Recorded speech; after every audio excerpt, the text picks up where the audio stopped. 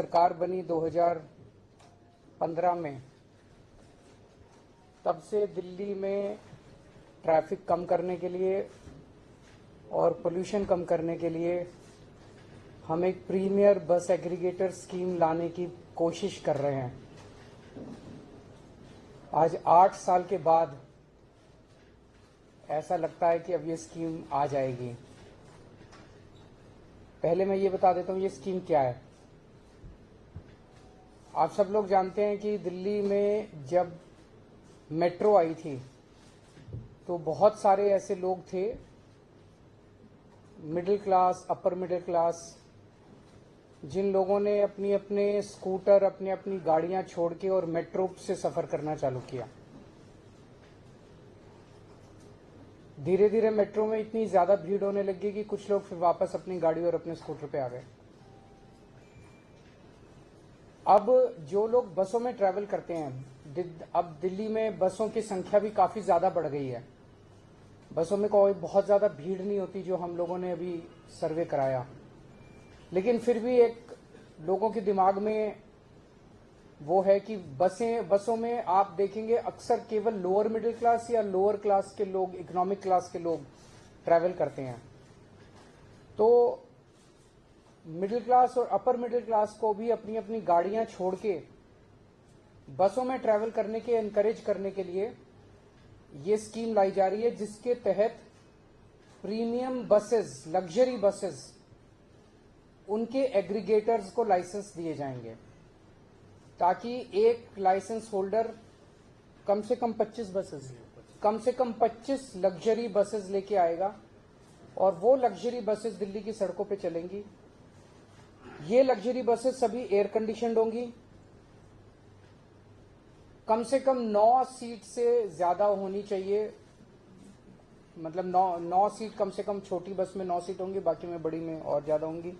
इन बसों में वाईफाई होगा, जीपीएस होगा, सीसीटीवी होगा। स्टैंडिंग अलाउड नहीं होगी, हर एक को सीट मिलेगी और सीट भी डिजिटली मिलेगी।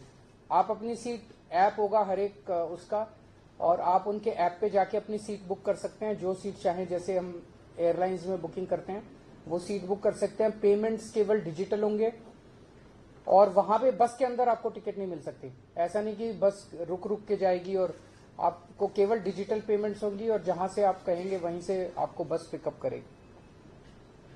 इससे हमें उम्मीद है, बिकॉज काफी अच्छी अंदर आरामदेह बस होगी, कंफर्ट होगा, डिफाइंड टाइम होगा चलने का, पहुंचने का।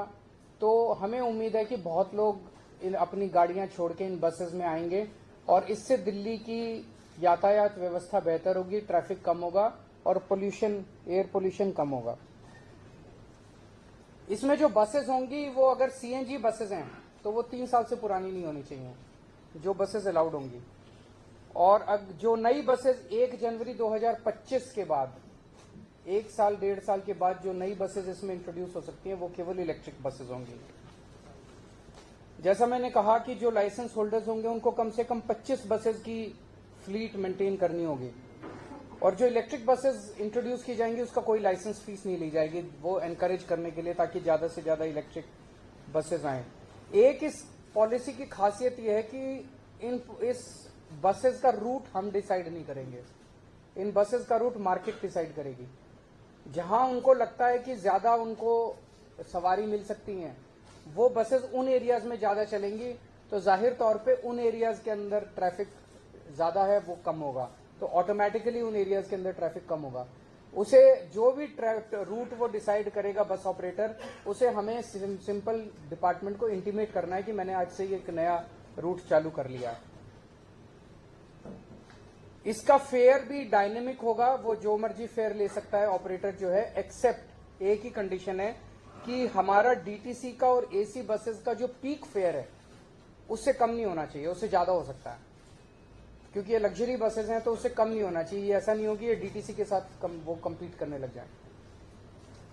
तो मोटे मोटे तौर पे ये पॉलिसी है, लेकिन मैं थोड़ा सा आप लोगों की जानकारी के लिए बता दूं कि कितनी मशक्कत की है इस पॉलिसी को लाने के लिए।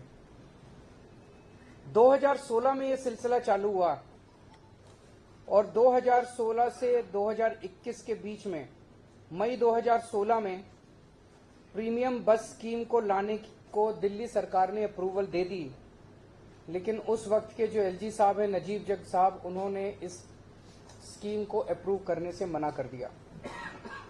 फिर जून 2016 में भारतीय जनता पार्टी के विजेंद्र गुप्ता ने एंटी करप्शन ब्रांच में शिकायत की कि भ्रष्टाचार हो गया, भ्रष्टाचार हो गया, भ्रष्टाचार हो गया, जैसे कि वो सब स्कीम में अनाउंस करते हैं।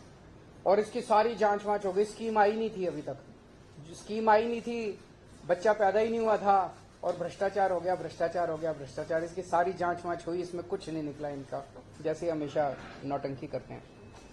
2017 से 2019 के बीच में ट्रांसपोर्ट डिपार्टमेंट में ऑब्जेक्शन लगाया कि भाई मोटर व्हीकल्स एक्ट के अंदर ये स्कीम नहीं ला जा सकती। फॉर्चुनेटली अगस्त 2019 में भारत सरकार ने मोटर व्हीकल्स एक्ट में अमेंडमेंट किए और जो अमेंडमेंट्स किए उसके तहत अब बस एग्रीगेटर स्कीम आ सकती थी। 2020 और 21 में कोरोना हो गया। अब 2022 में हमने दोबारा से इस पूरी स्कीम को रीड्राफ्ट किया। 18 अगस्त 2022 को पब्लिक कमेंट्स के लिए इसको डाला गया।